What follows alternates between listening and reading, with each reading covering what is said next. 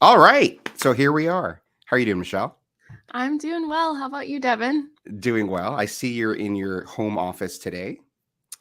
I see you are not in I your am home not. office today. No, I'm traveling. I'm on the road, so I'm at a beautiful hotel room, which is not uncommon. I've been, doing the remote working for quite some time, and we've both actually been doing that, right? Uh, for a long time. It's been a Yeah. while. We'll just say it's been a while since either of us have worked in an office. Yeah.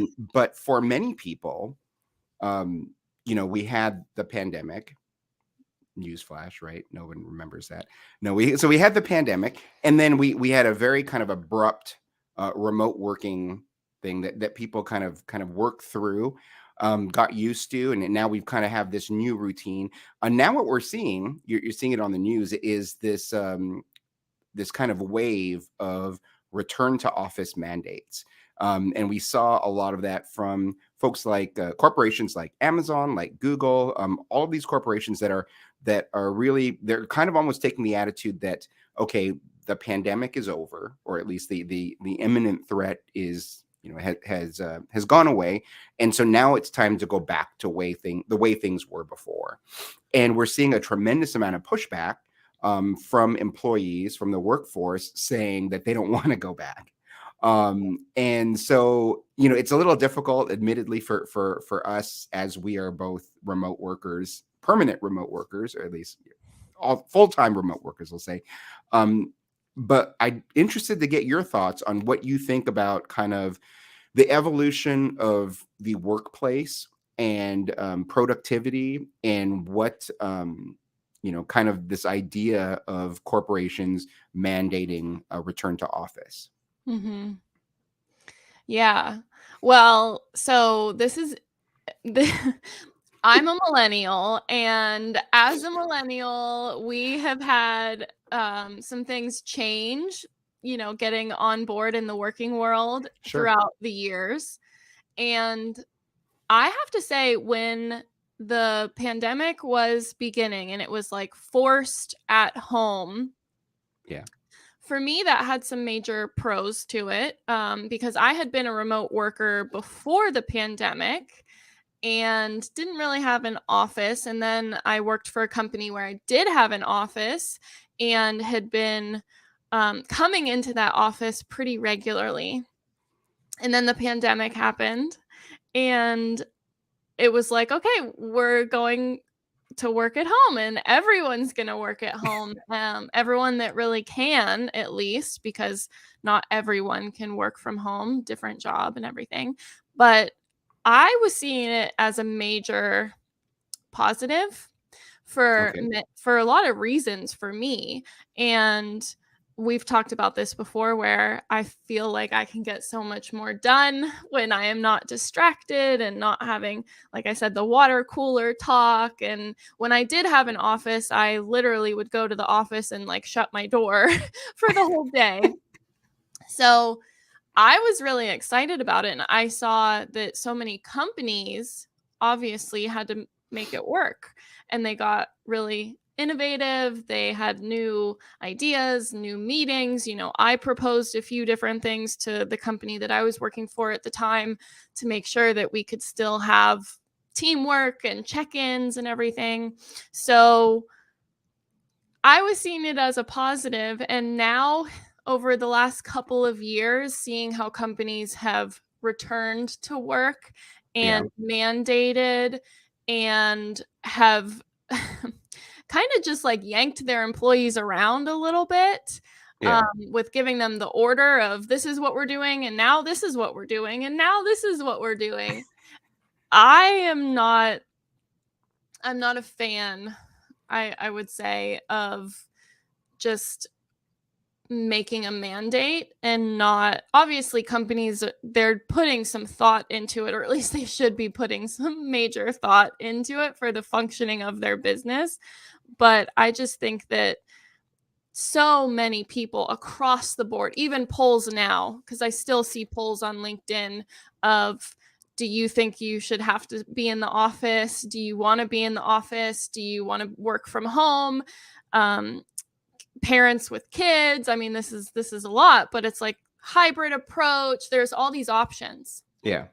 And people want the ability to choose what's right for them. And I don't think a mandate takes into consideration everyone's individual, unique circumstance. And businesses aren't even necessarily entitled to know everyone's unique circumstance. So it's like, how can they find a blanket approach? It really needs to go back to the employee and say, this is what we're thinking. What are you Sure. thinking? And have some compromise there.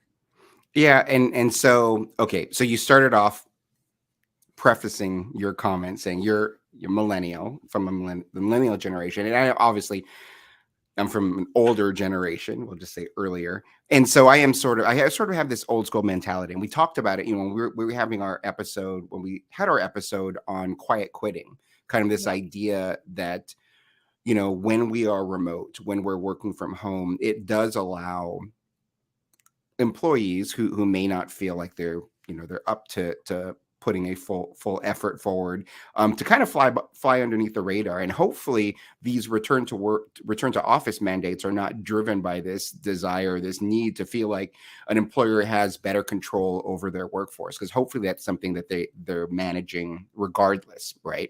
So outside of that, I guess one of the questions I'd ask is, okay, we understand employees want their employees back in the office. The question is why? What is the motivating factor behind that? So hopefully, again, it's not that big brother mentality where they want to keep tabs on everyone, but what is it? And the most commonly cited reasons for why we are seeing this return to office mandate, this push, is because companies are looking to increase the level of collaboration, to increase that face-to-face contact that that we can get to some degree when we're face to face right now, but not physically. And also to really foster this idea of company culture, that this idea that that you are, as an organization, you're together. You're not just a lot of different individuals working from different screens in different locations. And so that is what's stated as the idea behind why you want to return. And so I think there's merit to that. One of the interesting things, I was going through kind of a thread on LinkedIn about kind of this debate about whether or not work to office mandates are really make a lot of sense. And, one commenter stated, haven't we learned in the past 3 years that we can be just as effective working remotely? And I might challenge that to say we can be very effective. And again, you're right. I mean, everyone's situation is different, but at the same time, there are certain things. Again, this is my old school mentality, where there is merit in being together physically. The company I work for now, we're all over the country. The team that I'm on, but we meet regularly, a couple times a week virtually. But then we also make a very conscious effort to get together in person about once a month or so. And so, because we recognize we do get more done. There's a higher level of collaboration, a higher level of engagement when people are in person. Now, different people, everyone has different ways of engaging. Everyone has different tasks, and so it may or may not make sense. But I do see the pushback from the employee. So from the employer standpoint, yes, there's a desire to get people back into the office. I'm going to kind of discount the idea that they've invested significantly in their real estate in their office setup, and they want that to be utilized. But from the employee standpoint, there's that flexibility. That flexibility that we learned, that we adopted, that we adapted to during the pandemic, and the idea that we don't want to give that up anymore, right? We're kind of, many employees are so used to being in that groove of being able to manage themselves, be disciplined enough to get their work done, and do it on their schedule. And not have to have that long commute, or not have to be in the office for that set amount of time. So I certainly see that the kind of the rationale on each side. What are your thoughts on that? I feel like Yeah. I've been around it because I've got a couple of things I wanted to touch on, but Yeah, I agree with you. There is definitely a lot of considerations for why a company would need their employees back or desire for them to be back. I agree with you about collaboration in person. But I think that the thing that so kind of grinds everybody's gears is there are certain things that have worked, that have been innovative, that have bridged the gap when we had to be at home.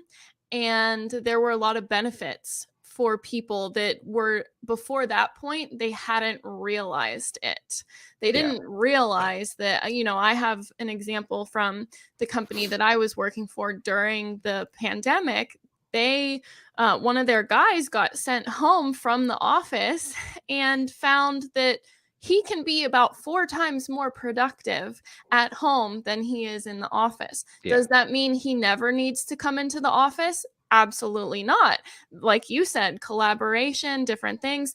But he found out for the first time ever, because he had never been allowed to just work from home. He had never had that opportunity before. He found that, wow, when I'm at home, I don't have to answer the phone calls that come in. I don't yeah, have to go ahead and talk to all the customers that come in. Does that mean that the company might need to have hired someone to take on that responsibility because this person is now reaping the benefits of not having those additional responsibilities, like a second job? Absolutely, that's something that I think they really should have looked at. But he personally, on an individual level, he saw, I don't have a 45-minute commute anymore. I'm getting more time with my wife. I am having healthier lunches. I am having a higher level of the work-life balance. And I just think that it's so important for us now in the world that we live in and how much everyone has going on and how many different areas of life we're trying to succeed in, that we give the power to the people. Basically, we give the decision making and at least a really high level like compromise to individuals that say what works best for your life. um I'm not, like I said before, I'm not in support of just kind of yanking your employees around. And I do think, because I've worked for companies like this before, yeah, where they needed to keep an eye on you. And they were doing it because they needed a level of control. It was this outdated thinking. And was their business thriving in that outdated thinking? Yes, in many ways, because that's the way they've always done it. But there's a level of, we need to be uncomfortable to expand and to find these new paths forward. And we also have a ton of roles across the board that succeed in a hybrid or remote position, you and I included. Even before I had my own business, I was working in sales, and my office was Starbucks or a yeah, coffee shop or something. And certain roles can absolutely do it. Certain people in their life, if we want work to fit someone's life, there are certain times that it's incredibly important that we are able to make it fit their life. I mean, we have to believe in the employees that are showing up. I guess it kind of depends on the mindset. Do you have the mindset, if you're the employer or the person in charge of making some of these decisions, do you have the mindset that your employees want to do a good job? Or are they disengaged? Are they trying to quiet quit? Are they not having any sort of future at this company? They're just getting on by.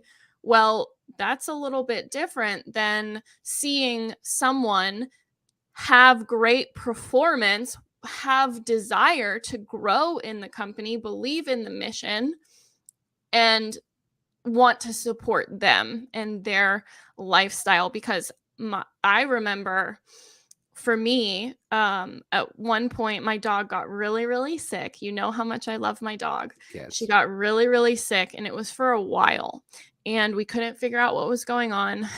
She would have these like allergic full body reactions. And at that time, I had a job where I was a remote employee. I could make my schedule, it was very flexible. That was the only way I feel like my dog and me, could have survived that time in our lives, because I had to take her to the vet at the most inopportune times, in the middle of the day. I needed to check on her. I needed to administer medications. It would not have been possible to do all of that with an in-office job unless I brought my dog to my office with me. So, Yeah. it's just, we need to support our the people who are making work happen. We need to support them. And I do absolutely believe in furthering the business goals. That's a huge part of everything here. That's an important conversation to have, is what supports the business, what makes the business successful, but the people make up the business. So we Yeah. need to support them as well. Yeah, and I think, you brought up a great point in the fact that, everyone is different. Everyone has different motivations. Everyone has different situations at home and at work. And I think we have to start with the assumption that the employee wants to do a good job, that they're disciplined and they're motivated to do a good job, and they want the organization to succeed.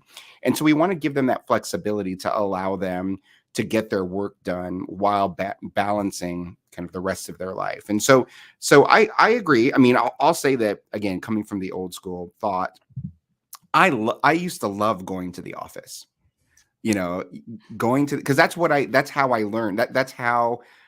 That's when I started working. That's all I knew was going into the office. And so I spent a lot of time kind of building, putting your cubicle, putting your office together, creating kind of a home away from home where you can focus on work.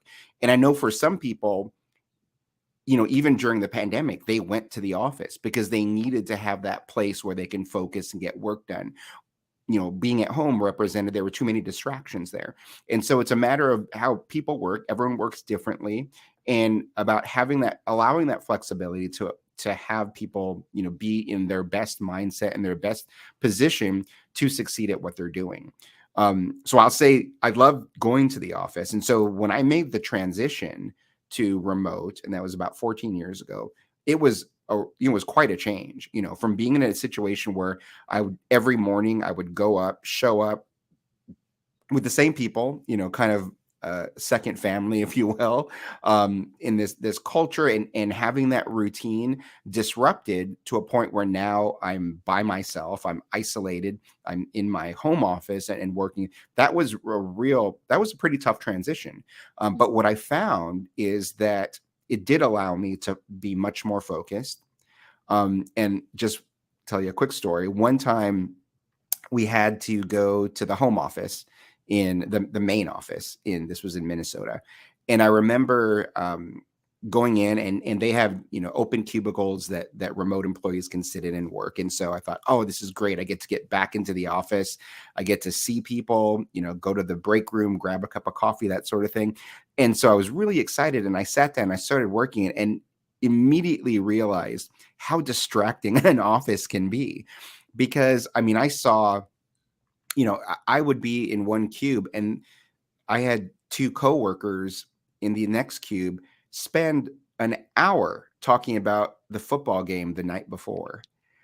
And, that sort of thing. And I think about, and again, that's just an example, but you see there are a lot of inefficiencies in being in that office setting. And it's about managing what those distractions can be. Now, on the flip side, I will say this: as a young engineer, I learned a tremendous amount by being in an office and just observing and overhearing and seeing everything that was going around me. So I think that for young employees who are kind of learning learning the system, learning the ropes, I think there is a tremendous benefit in kind of just absorbing everything that's going on around you.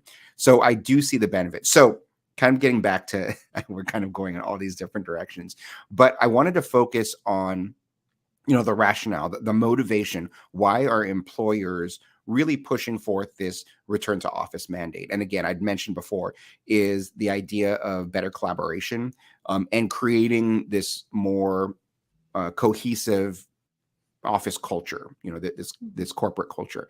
And I think that there are definitely benefits to that. What I'm seeing though is how it's being implemented.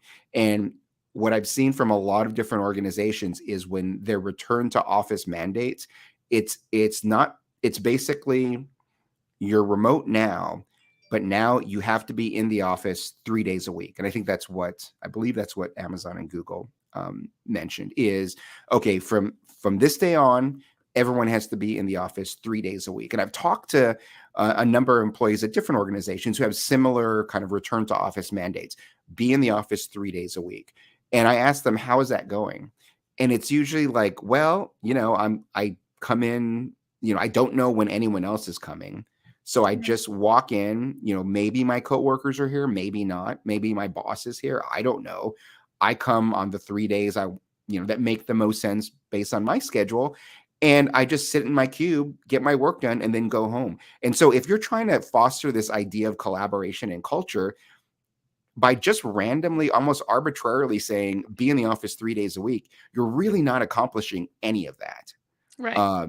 And you're putting this burden on the employee to, kind of break from the routine they've known for the last 3 years to go into a building that they may not see anyone else. I mean, I've talked to friends of mine who say, yeah, I was in the office on Monday. There were 2 other people there.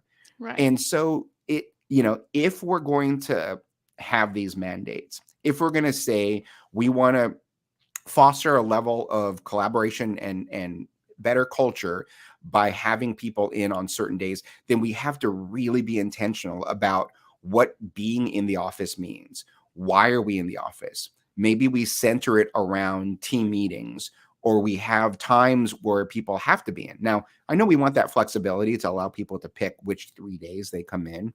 But at the same time, if there's no structure to that, if there's no intention, then really this idea of collaboration and culture, you're not accomplishing any of that.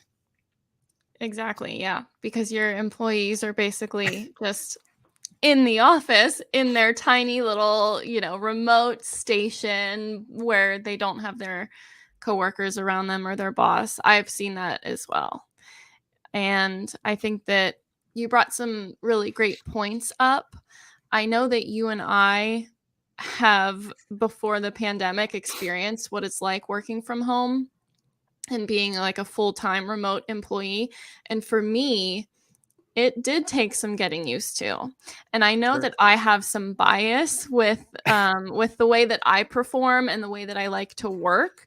And so I come to this conversation, especially with like my own ideas about myself as a worker and the people that I know who have similar performance and their thoughts. I kind of run in the same circle of people who work the same way and have the same views on what it's like to be a high performer and how they desire to work.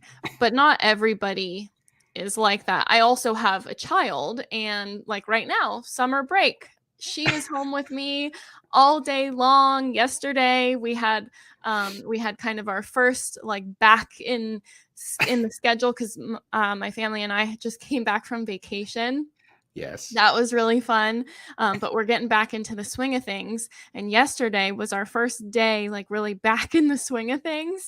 And I was like, wow, I cannot get anything done today. This is incredibly difficult. Just the interruptions and the snack time and everything.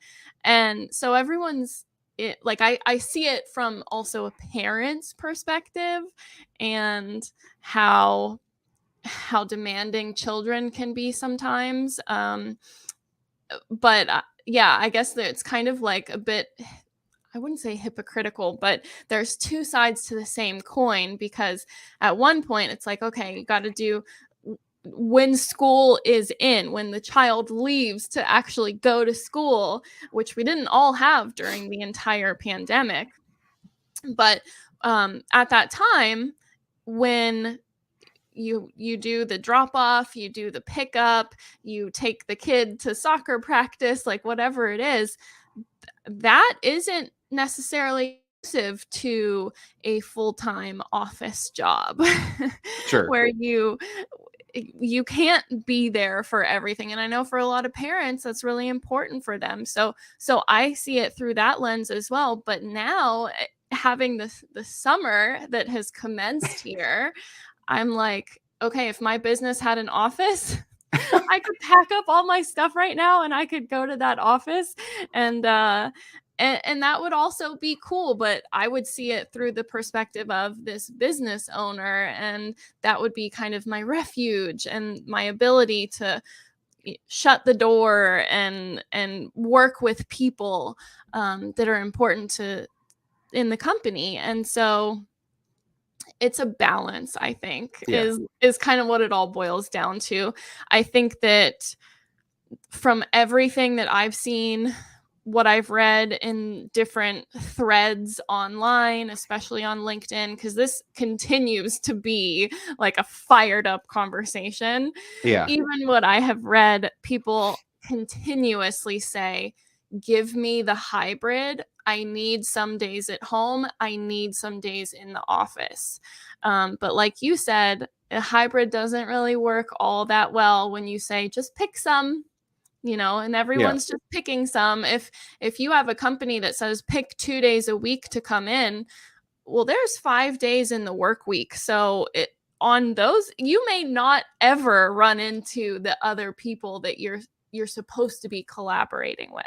Yeah. And I think, really we talk about kind of the direction, the evolution of the workplace.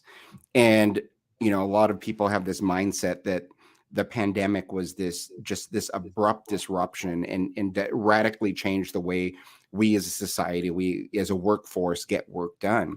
But I really think that the pandemic it didn't cause that shift.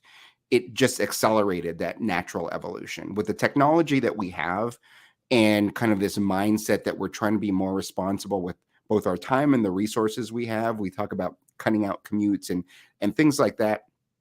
I think that this is a direction that as a society we were working towards. It's just a matter of finding that right balance, and it does take effort. It just took a very mindful, this mindset that there is a requirement to have kind of an individualized approach. There used to be this idea, from a corporate standpoint that, oh, you have to treat everyone the same. Everyone, you have a set of rules, you have a set of regulations, policies that just require everyone to do the same thing.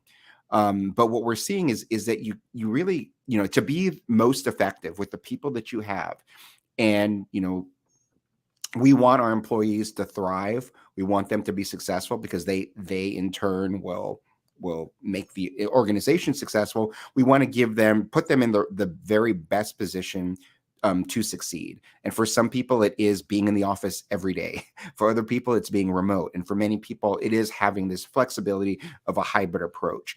And so I think that's important. I referenced on the onset sort of the larger kind of behemoth companies like the Amazons and the Googles, and it's very hard for them to have, they want a policy that will apply to every single employee. So it's sort of easy to say, be in the office 3 days a week. Right. But without any other requirements, without having the managers really effectively manage their direct reports in such a way that they're fostering this at least a level of collaboration, then you're not really doing what you're setting out to do. So Right. I guess from my vantage point, take away from the employer standpoint is to have purpose and intention as to what you're trying to do. What are you trying to create? And how do you create a schedule that provides that flexibility while at the same time does foster, intentional collaboration? Mhm. So that it does make sense. And there are a lot of things we can do from a collaboration and culture standpoint that you can do remotely, but to have that in person, take advantage of that and be very intentional from that perspective. From the employee standpoint, if you are an employee and you're faced with this mandate that you must be in the office, have that discussion with your manager. Ask, okay, what's the expectation? If I'm going to be in the office 3 days a week, are you going to be there? What, are we going to have a team lunch? Are we going to do something? Is there something, what is the purpose? And if they realize that it's just kind of random and there is no purpose, and that's something, if you don't want to do that, that's a discussion you have with them is, maybe that doesn't work. And we've talked throughout all of our podcasts about how, we have to kind of define for ourselves what's important to us as individuals and how we can best manage work and home or personal lives. And for some individuals, if you're faced with this, you must return 3 days a week, and that doesn't fit with your schedule, well, that's your decision to make is, okay, well, can I have that meaningful discussion? Can there be some pushback? Or do I find another employee who has that flexibility? Because it's about finding that right fit and, employer and employee finding a balance that works to the advantage to the, so both can be productive. So again, that's not the easy, I guess. The easy response is, oh, just quit and find a new job. It's not that easy, right? But it's about, making sure that you can have those open discussions. And, you may not like it, but if you realize that this is the organization I want to work for, and there are a lot of benefits, and maybe one of the disadvantages is I have to come into the office a couple of days a week, then maybe that's a compromise that you're okay with. And so that's a decision that you're going to have to make. Yeah, and it boils down to basically having choice in front of us where we can be just as intentional as we want these companies to be with their decision making. We as individuals can be really intentional with our decision making and have that choice of, hey, maybe this is just a bit of a compromise, exactly like what you said, or maybe this is a point of contention that I'm not able to move forward. Like, I know for me, I quit a company because they said you need to be in the office 5 days a week. I was like, nope, we've already discussed this. This was not what we talked about before. And now you're saying this is a deal breaker. This is not worth it to me. And this isn't going to happen. And so I think it's really important, even for our own satisfaction as the employee or as the worker, whatever role we have, even if we have a business, where we are making the choice that's most aligned and authentic to what we need at this moment in time. And we feel really good about that, because there are many times that we compromise and we give a little bit more than maybe we wish that we had to, but we see the benefit there. And Yes. it's still worth it for us. So Yeah. I feel like this all boils down to this is like a gray area, and this is a developing story. Yeah. And I'm sure we'll see this debate continue to be waged on LinkedIn and other platforms. Yeah. But yeah, so that was that was a good discussion. I think hopefully it triggered some things in the minds of both employees and employers as to how to manage this trend that we're seeing of returning to office. Yeah. Yep. All right. All right. Well, good discussion. I appreciate your points. Yeah, good discussion as well. So see you next time. Yeah, let us know what you think about return to office, hybrid, work from home. What does everyone like most? All right. Bye. All right.